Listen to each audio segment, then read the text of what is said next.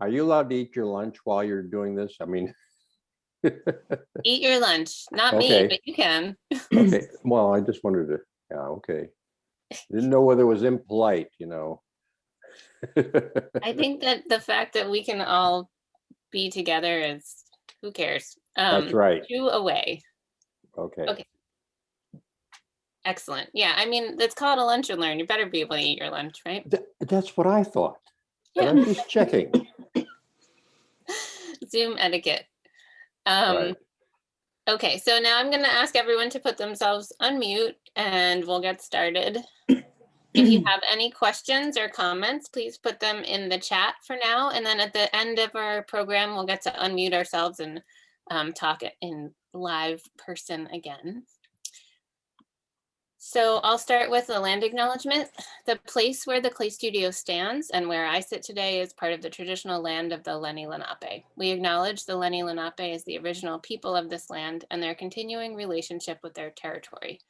In our acknowledgement of the continued presence of Lenape people in their homeland, we affirm the aspiration of the great Lenape chief Tamanend, that there be harmony between the indigenous people of the land and the descendants of the immigrants to the land, as long as the rivers and creeks flow and the sun, moon, and stars shine. Thank you all for joining us. As usual, I just want to remind you that we're offering these programs for free because we want to create community and have a friendly place for everyone to gather. So if you'd like to consider becoming a member or making a donation, we would be most appreciative.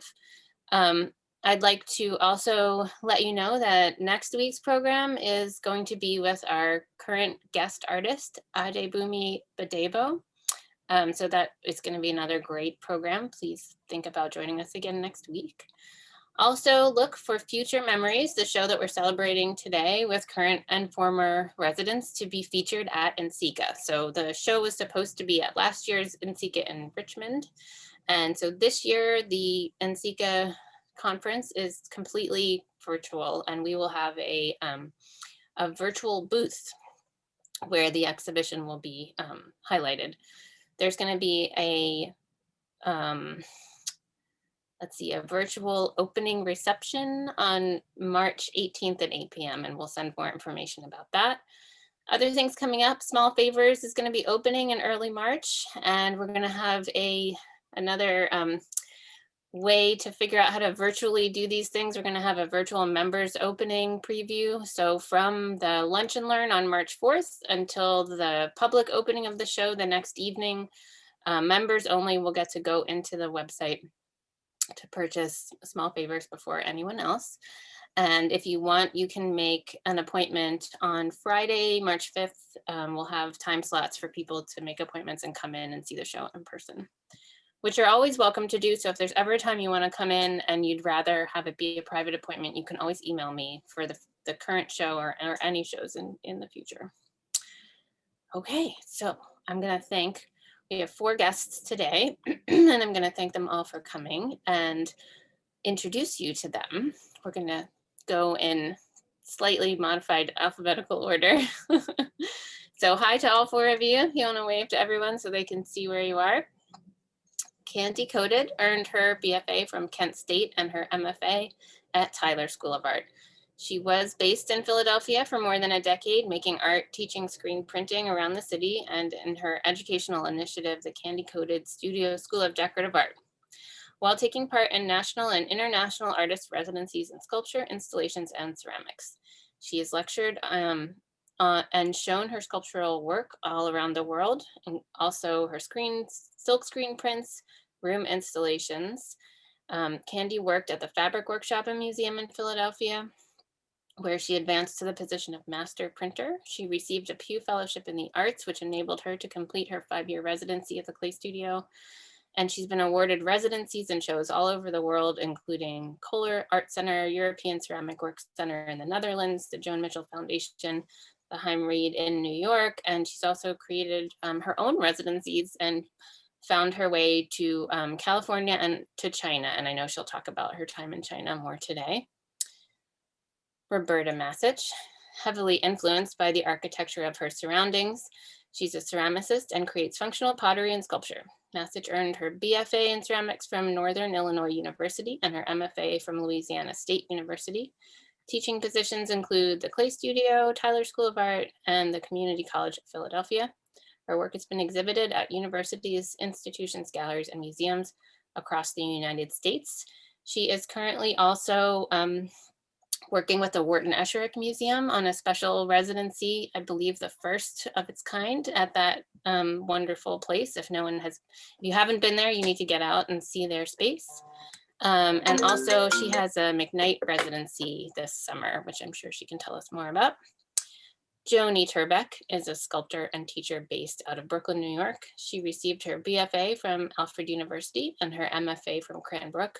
She's been an artist in residence with the Hunter College MFA program, the Clay Studio, and Red Dirt Studios. Joanie's work tends to be large scale and immersive, existing somewhere in the space between sculpture, experience, and memory. Very appropriate for our topic today.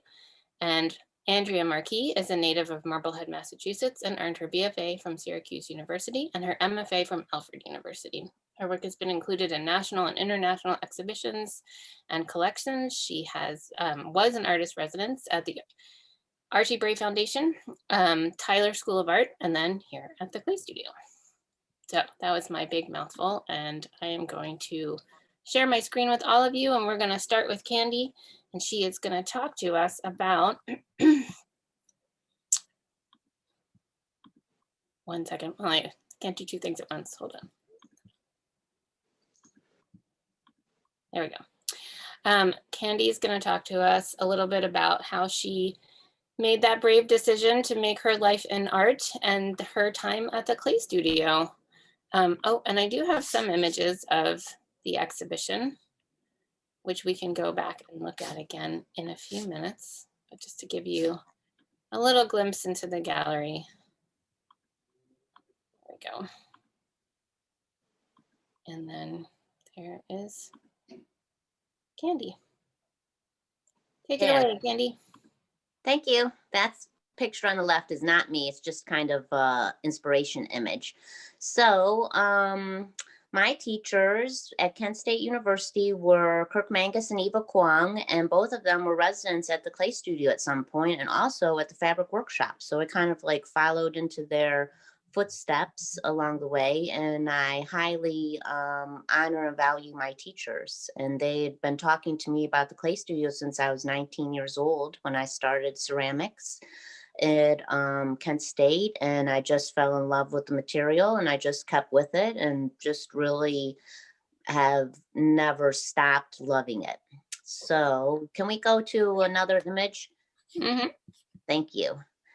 And when I was 19 also, I had the dream of going to Kohler for a residency, but I was a little bit too young to do that. And I also wanted to go to China to where the actual source of the whitest, most beautiful, perfect clay was sourced. And I got to achieve both of those dreams over my lifetime of working in ceramics. So last week I had my 51st birthday. So I've been doing ceramics since I was in second grade, where I made a little weird Japanese bonsai tree and Victorian boot, and I was kind of hooked since then. I also did a bunch of different stuff. I can't just limit myself to ceramics, even though I feel as if I'm married to it.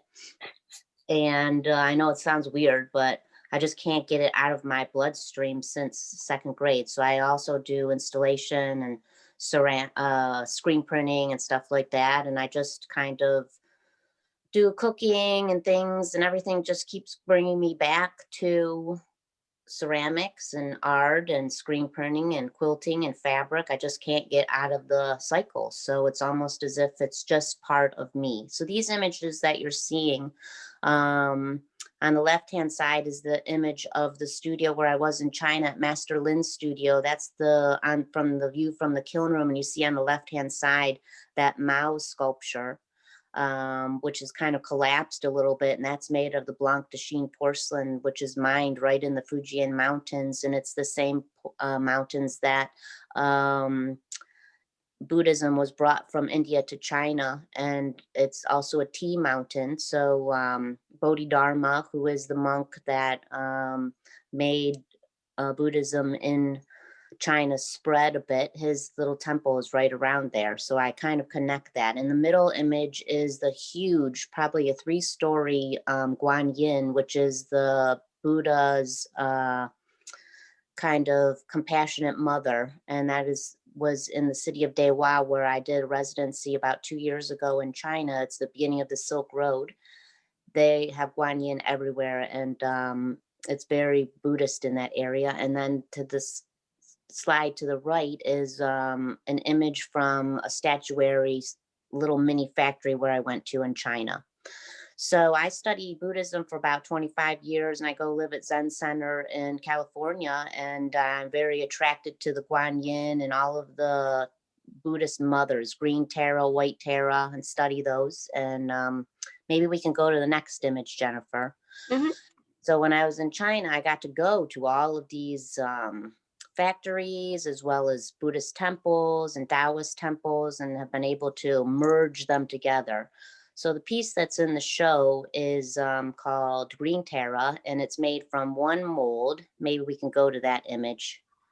Oh, that's the mat. That's the Green Tara in the show. And you saw the previous images. I got to work with master casters. And if we can go to the video, Mhm. Yep. that's the video. That's Master Lin. He helping me prepare in the studio in China. And this is actually a very meta image for me. The master working on the image of another kind of master of compassion, preparing it to be made into plaster mold. So I thought that was kind of interesting. And so this image or this video honors me very much because it is like a life achievement. So Yeah. there you And That's then image that's in the show, the Green Tara. This one is one of about 13 heads were made from that cast piece. And so I was able to do the porcelain ones, which was the white one that you saw with the hands all around the head. That's the Guanyin. The Green Tara is this one. I made a blue Tara as well. And in China, this piece went to Cone 11. It's the Blanc de Chine porcelain, which is very luminous. They call it white jade.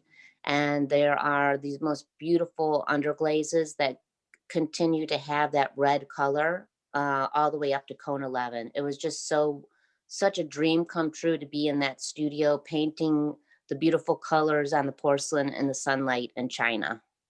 So my whatever years from age in grad school when I started as a technician at the clay studio till that point, 2 years was wonderful. So that's my trajectory and love of ceramics. Thank you. That's so exciting, Candy. I love hearing all about your travels and how many different you just draw inspiration from everything, and you put out so much positive energy. I remember meeting you in 2001 when I was working at the fabric workshop and you were printing, and I remember kind of like everyone in Philadelphia knows who you are in the art world and draws happiness and inspiration from that beautiful imagery that you put out and your spirit. So I appreciate that very much. Aw, I just want thank- to also ask, what was it about what Eva and Kirk were saying about the clay studio, and then what that made it seem like a place you wanted to go? And then when you got here, was it what you thought, or how did you sort of feel inspired by the clay studio? Maybe did you when you were a resident here? Well, Kirk and Eva, they traveled all over the world doing ceramics and know everybody. And so just showing the work and just flooding us with images and having visiting artists that had also been to the clay studio just painted a picture in my mind that is the place that I want to go. And that is the ultimate place where I have to go to be in a clay community. And I still feel that way. Like whenever I go on residencies, wherever I go, everybody knows clay studio, and immediately I'm accepted because they love the place. Even in China, there are two artists that they're like, oh, clay studio, I love it. And so I just am so thankful that it's like a family. I make different families where I go, but this family has been since age 19. So that's like a long time. And I got to do various levels of being at the clay studio, from kiln technician on the weekend to visiting artist to resident artist to teacher to alumni artist. And I like being always connected. And the people that I've met there are just extraordinary. Like true talent always reveals itself, and there's just so much talent in that one little building there that it's pretty incredible, and that's has passed through.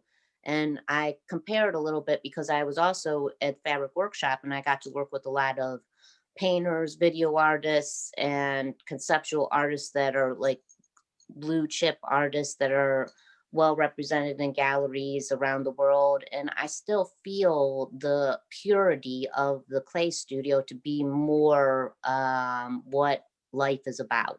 The connection to the clay, to connection to earth, and being able to make vessels that you can share with friends, and having community throughout the making and the display. And just the whole production is community based. It's not necessarily that way that I've found in other media.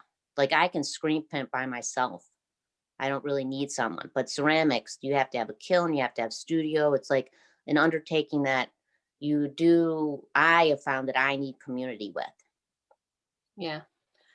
Well, thank you for that. I feel that way. I mean, I feel like it's a family, and I look around this, even the Zoom room or whatever we call these things, and I see all these amazing faces of people who founded the organization and have been here and are working hard now. And it's certainly what keeps me going a lot. So thanks, Candy. Thank you. Thank you everyone for your attention. I appreciate you.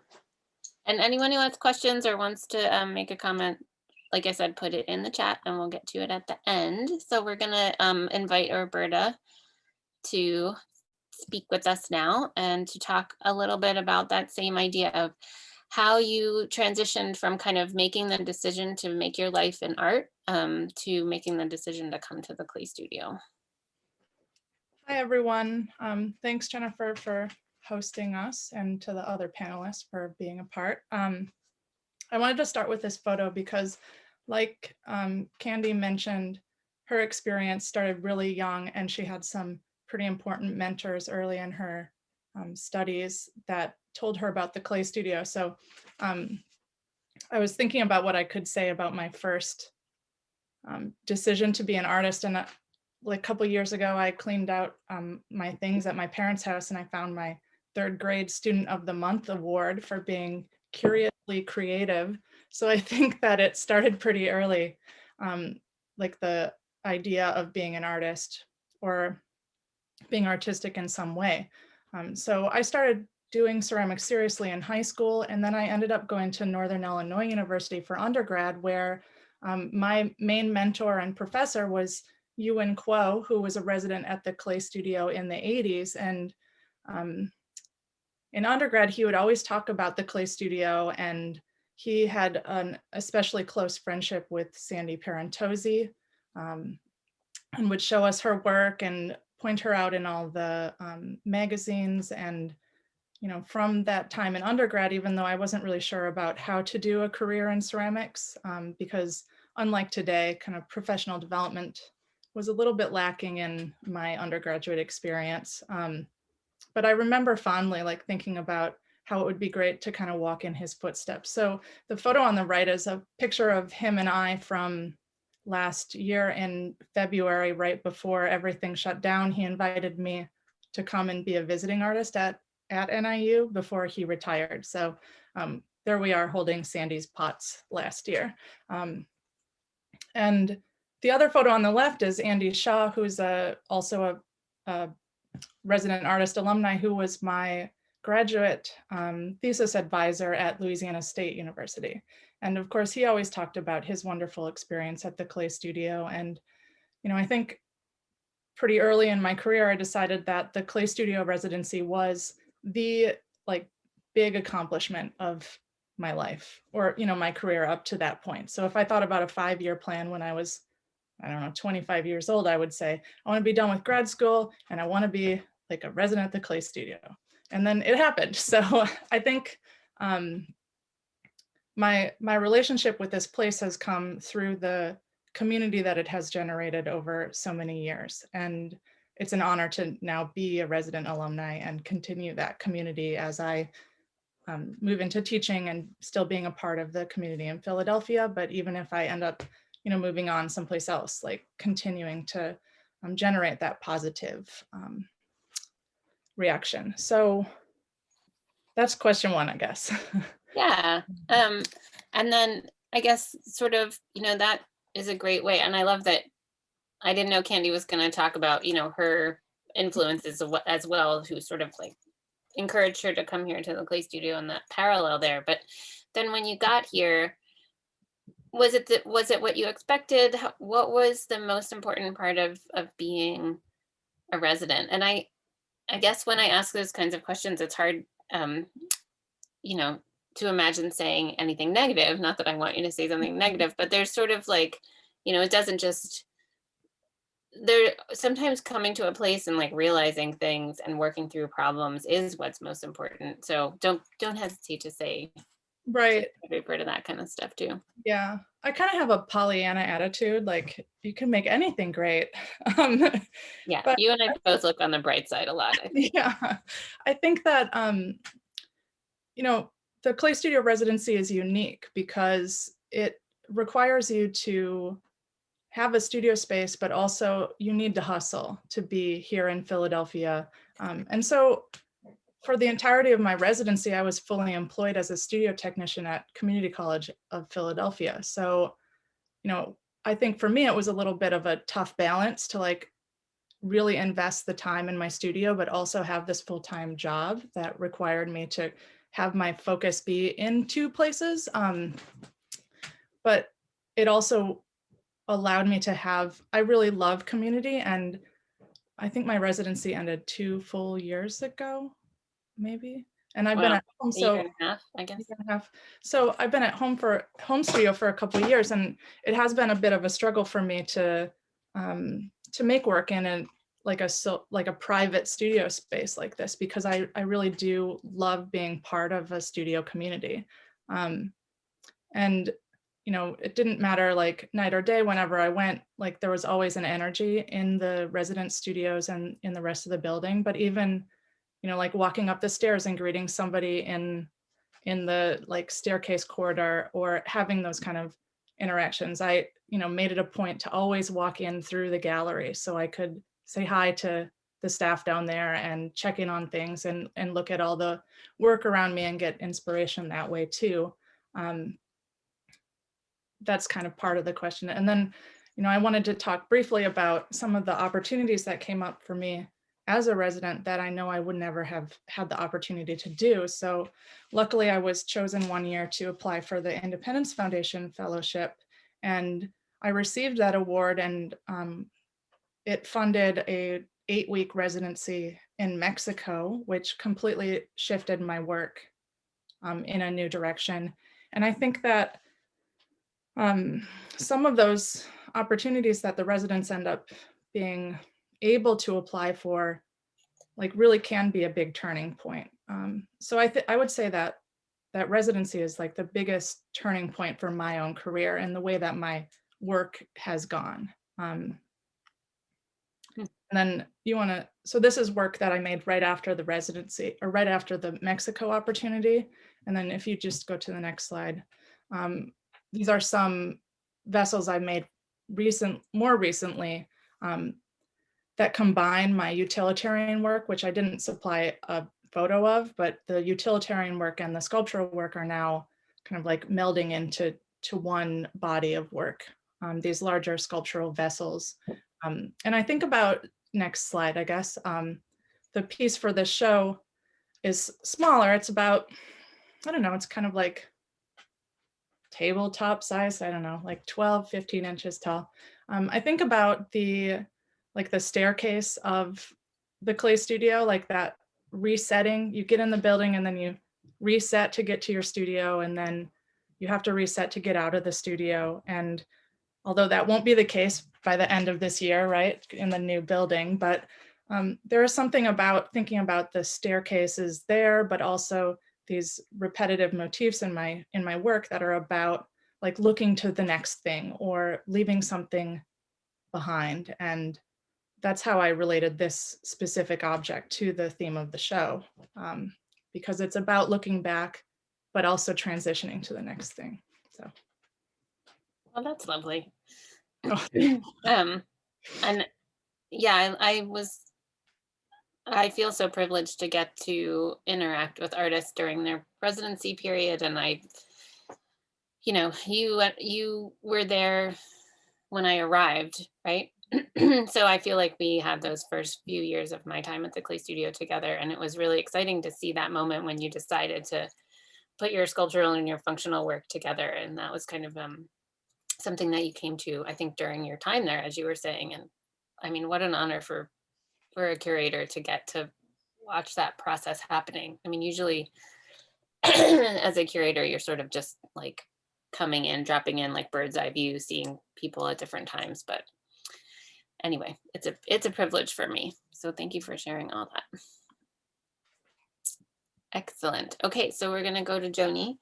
I know this is not alphabetical, but Andrea asked to go last, just in case anyone was wondering.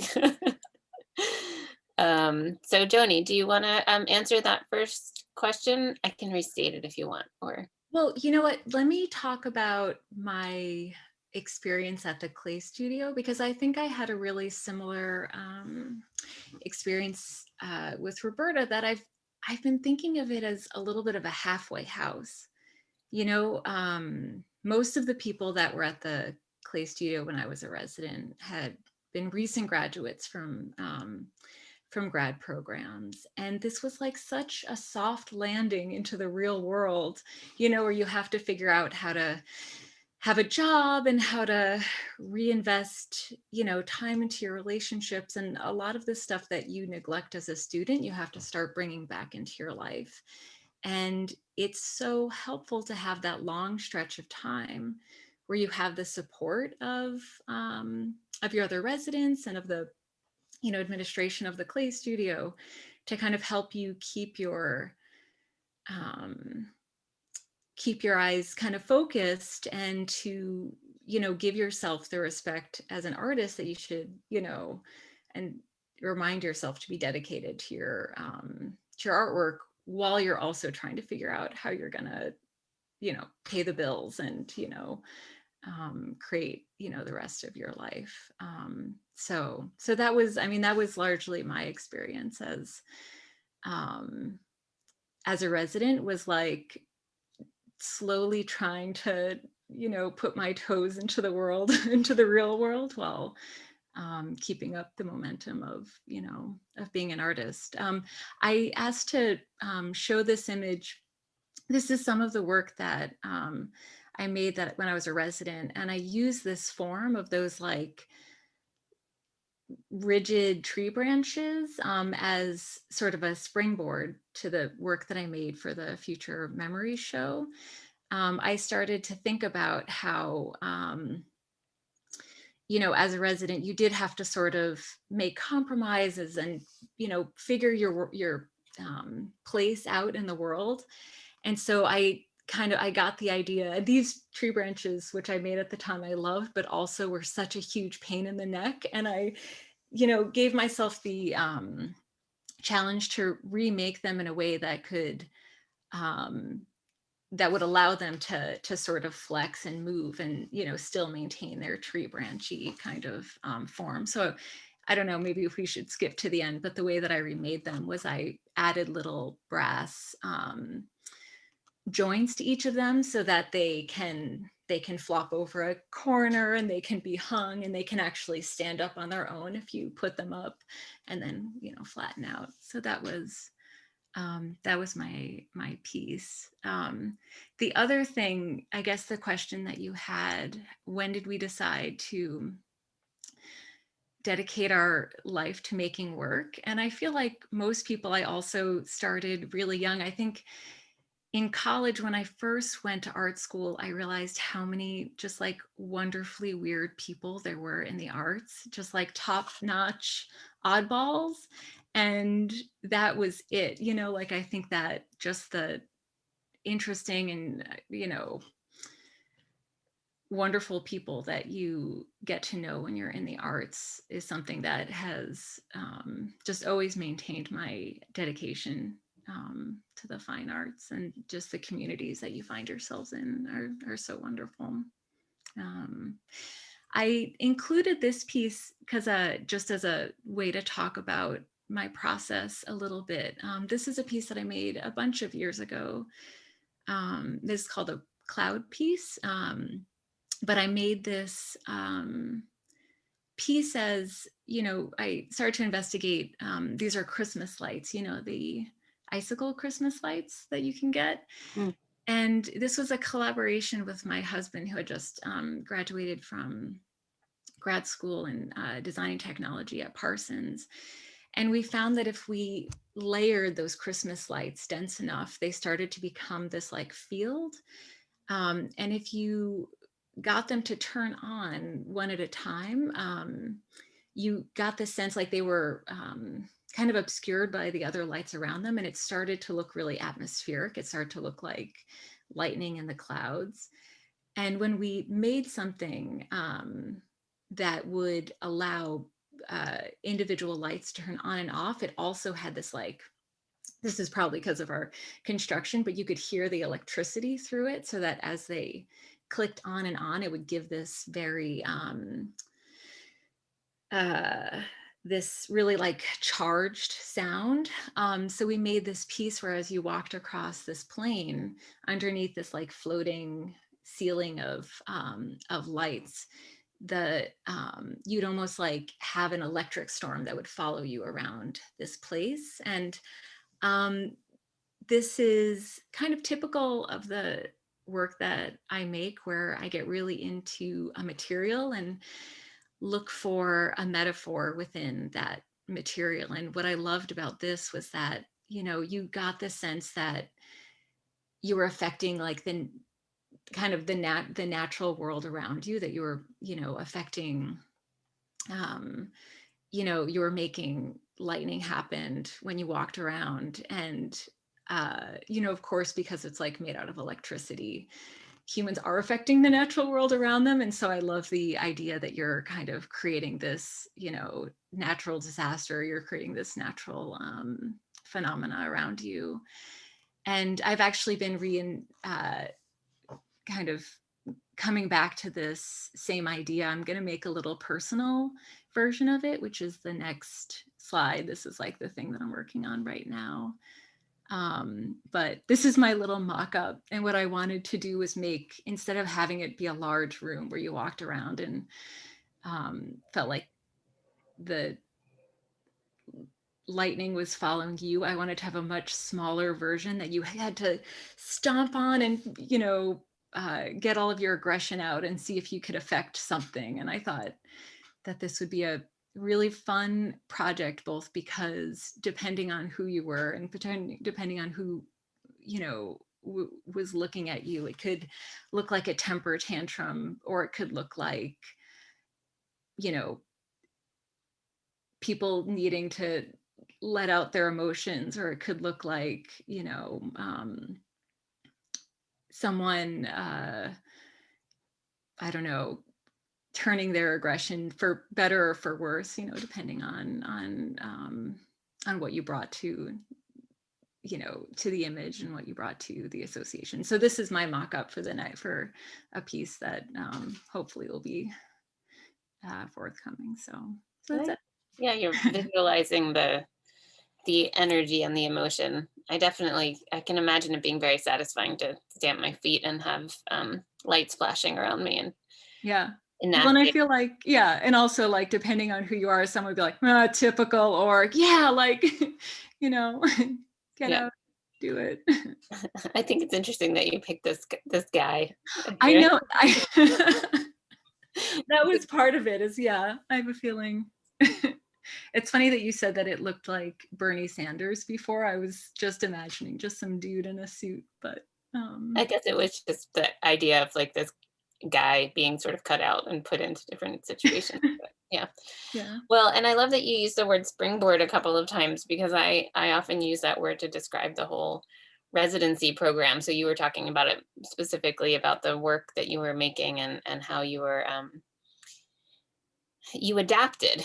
So you made this big piece that was difficult. And then now that you were sort of looking back at it, you took that same piece and you made it so that it was more flexible. It could exist in the world and in a more realistic way. I mean, and that's such a metaphor for, I hope what people will get out of the residency in general is like, you kind of,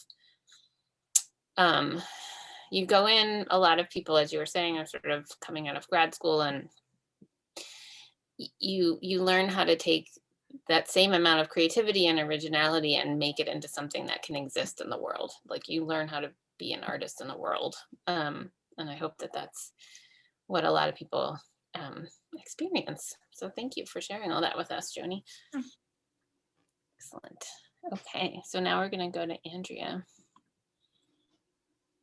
And Andrea, do you want to talk a little bit about that early time of when you made this decision to become an artist and transferred that idea into coming to the clay studio? Yeah, hi everybody. Thanks for having me. It's so funny for you to ask this question. I hadn't really thought that much about it in relationship to the work that I'm making, but I think I work kind of intuitively, and I never went into art school intending to become a ceramic artist. I fell into it. I was simultaneously my freshman year working with David Hiltner as my 3D foundations professor. And he gave us a clay project, and I realized I really, really liked working with this material. And I was also interning at the Everson Museum of Art. This was at Syracuse University. So it just kind of happened and it felt right, and I just went with it. I was thinking art history or surface pattern design. But that's how I work. And so I guess I feel really lucky. The Syracuse program was amazing, and I got to work with David McDonald, and Mary Clunan was a graduate student, and there were a number of really excellent upperclassmen that just created a community. I think that's maybe one of the words that keeps coming up. When I ended up finding the ceramics studio as a major at Syracuse, the sense of community, everything just blossomed and made sense, and it felt right. And so I went with it. I just fell in love. David Hiltner always said the clay bug bit. So I think maybe that's true. But I think if I think about the clay community and place, and it being important to my sense of like a productive place, coming to Philadelphia in 2010, I had a great community at Tyler for a year, and then I worked at Anthropology as a design artist, as a display artist. And it just was so hard to be in the studio without that community that I was used to, and that like fed me. And so coming back to the clay studio was critical to me making work again, especially clay work. It was just so hard to do the smallest things in Philly without the facility. Getting clay into a row house, having a kiln in a basement, trying to crate work in your home and then get the crate through the door of your row house. It's just the things that are sort of normal everyday things for an artist are just, they seem so hard when you live in a big city. And like the other artists have said, all of a sudden you kind of have to put your big girl pants on, and life becomes more expensive. And so the clay studio just became this, like it just made making art possible again. And so it freed up creativity and ideas and research. And one of the things I wanted to do at the clay studio was work through some glazes.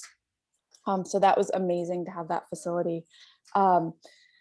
So I'm not sure I followed directions correctly. I put in some process shots for everybody to see of the piece that's in the show right now, which changed kind of dramatically. I made it sort of at the last minute right before NCECA. And then we just went into lockdown and everything shut down. And so the piece the content of the piece and my intentions with the piece changed significantly over the year that it was made. It's It's marinating. conceived. Yeah, totally. And so that's, you know, I think of my work as a projective test. Like I think everybody knows what a inkblot test is or a Rorschach test, and that's a kind of a projective test. So I feel like that's an open way for people to come and look at a piece of art and find meaning in it. It's not necessarily something that I prescribe to explain to somebody. So everybody kind of has a different experience. So now I'm just sort of floored that the last 4 years have happened. And especially this piece was finished January 5th.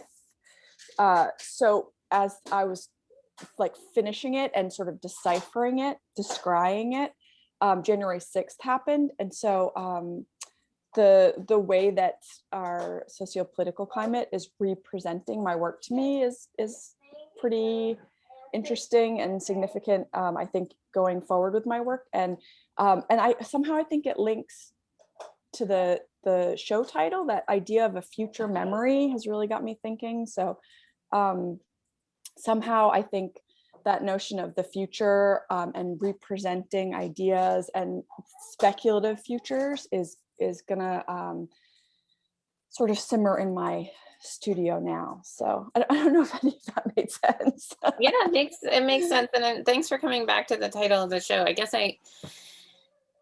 that reminds me too of like marinating and how I actually wrote the proposal for this exhibition in 2019, I guess, and like maybe even the end of 2018, because the way that NCECA's cycle happens, you Yeah. have to apply Yeah. to have an exhibition like more than a year before that it's going to be shown. And then it was supposed to be shown last year. So the idea, it's almost, even the idea for the show is now a future memory. I mean, the point was that I wanted people to think about how they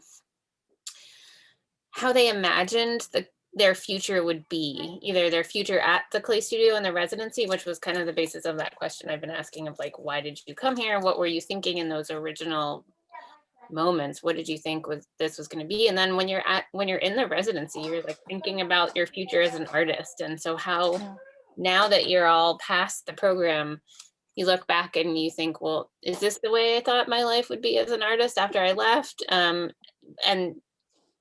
like letting go of what you thought it should be. I don't know. I'm sort of piggybacking on your association with the title there. The one thing I forgot to mention that I do just want to say really quickly is I just want to thank all of the folks, especially the strong women at the Clay Studio. I think it really sets the Clay Studio apart. And I know a lot of you know that I was pregnant during a chunk of my residency, and there were a lot of folks that supported me and made me feel comfortable using my time that way. I know, you know, there's some residencies where maybe there's a certain intensity level that's expected. And I think one of the things that the Clay Studio does so well is it supports artists in the way that life kind of throws you some curveballs, which is really important. And then to have all the strong female support is just, thank you so much. Well, I feel the same way. I just feel lucky every day to be surrounded by the amazing women and all the people. But it is it's a pretty special place, and including all of the artists who are. I was writing something the other day, the creative engine that's running up on the 4th floor all the time, that kind of like the electricity of Joanie's piece. It's sort of making a halo around the building, and the people in the school are creating wonderful things, and the associate artists, and it's just this amazing, passionate place where everybody is excited to be there. And I've worked in places where that's not the case, so I know how special it is. Yeah. It's pretty great. Well, thank you. So now that everyone's had a chance to chat a little bit, I want to stop the share and go back to just saying, anyone who has further comments, our 4 panelists, I'm gonna do the thing that's hard for me, which is to be quiet for a couple minutes, and anyone who wants to jump back in with some comments, and then we'll switch over to maybe our guests. I mean, our people, attendees. Yeah, go ahead, guests. Can I talk? Yeah, Do you hear me? I can hear you. Okay. I just want to react to Joanie's comment. She struck a nerve with me when she said that she thought of the clay studio as a halfway house. And I think she meant it in a good way, but okay. oh no, I think of it as a very positive thing. And I just have to say that when the clay studio started in 1974, I didn't realize it was going to be an answer to a question that had been going on in my mind for a while as a teacher. I've been teaching by this time for 9 years. And when you have ceramic students that get really involved in their work and they're leaving and you know that they want to continue doing ceramics work, and as other people commented, you know, it's not easy to get a working clay studio together. I kept thinking in the back of my mind, without it coming forward and saying, well, how can you do this, Ken? In the back of my mind, I said, you know, there should be some kind of a halfway house. And then when we started the clay studio, you know, it was a while before I realized that we had done that. Well, I'm a little slow sometimes, but anyhow, the other thing that I need to say is that when I left the clay studio after 3 years, because I was in my mind still trying to figure out how to get my own studio together, which I think when people are residents at the clay studio, that's probably in their mind too, is how am I going to continue working? Well, when I left the clay studio, I did immediately regret leaving the fun of being with the resident artists. And I have had fantasies of trying to figure out a way to steal my way into the clay studio so I could work amongst the artists. Anyhow, that's all I want to say. And you're welcome to come anytime. Sure. We'll make it happen. Yeah. That's great. Well, thanks for sharing that. It's so special to know that that's the purpose that the organization's been serving for a long time. And I like that idea that it was the answer to a question you didn't know. Yeah, you know, I have to say that the comments, all the conversation really speaks to the feeling that I have about the clay studio, which it is a place that has an awful lot of spirit. You know, I mean, you emphasize that. And that's why I'm really glad that I'm able to, you know, still have a relationship with it too. I'm done. I have a Thanks. hard time shutting up, but I will. It's okay. Candy, Joanie, Roberta, Andrea, any other thoughts?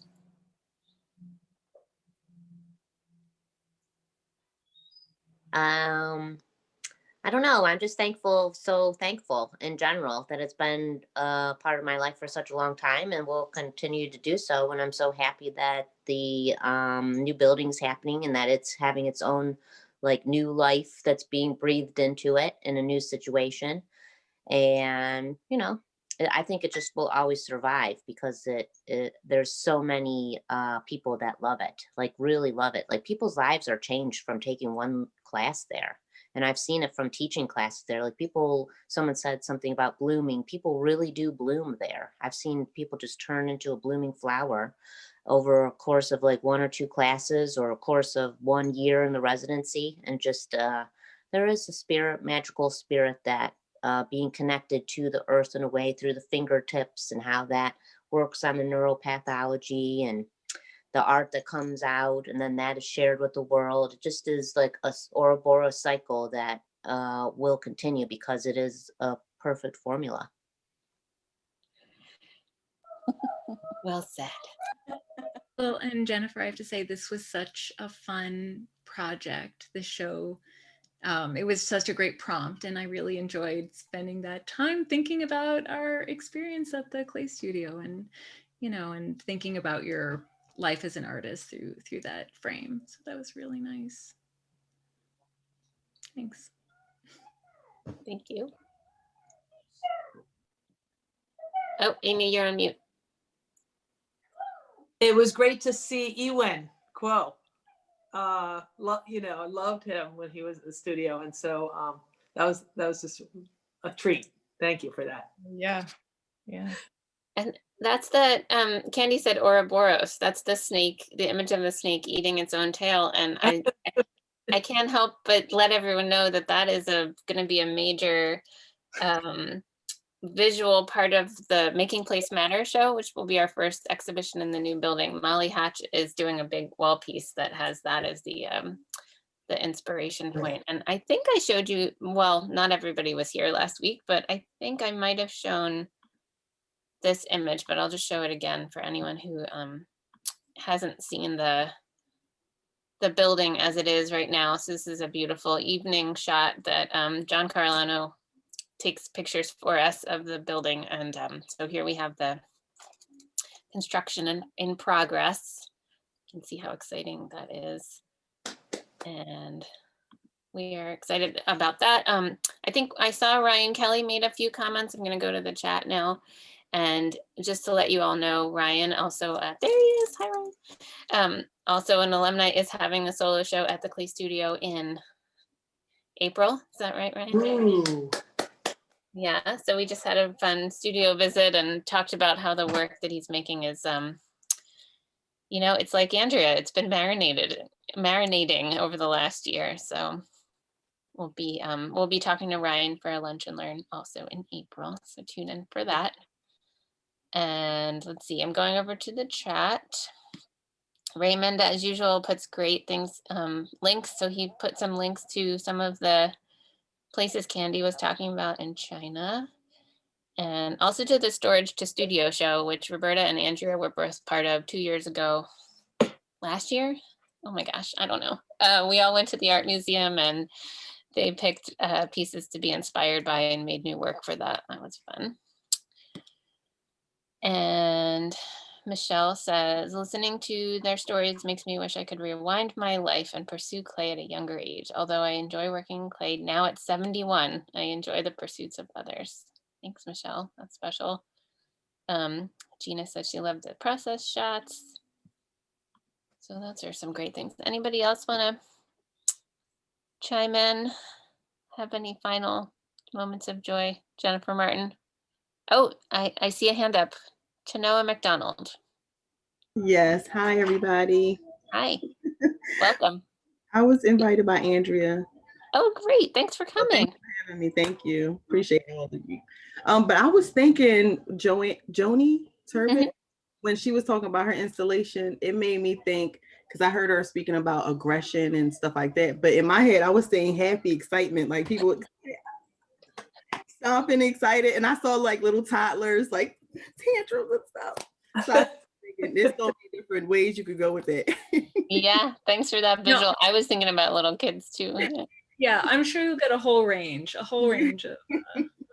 That's all I had. That's great. Well, thanks for sharing that. I like your background. Cool.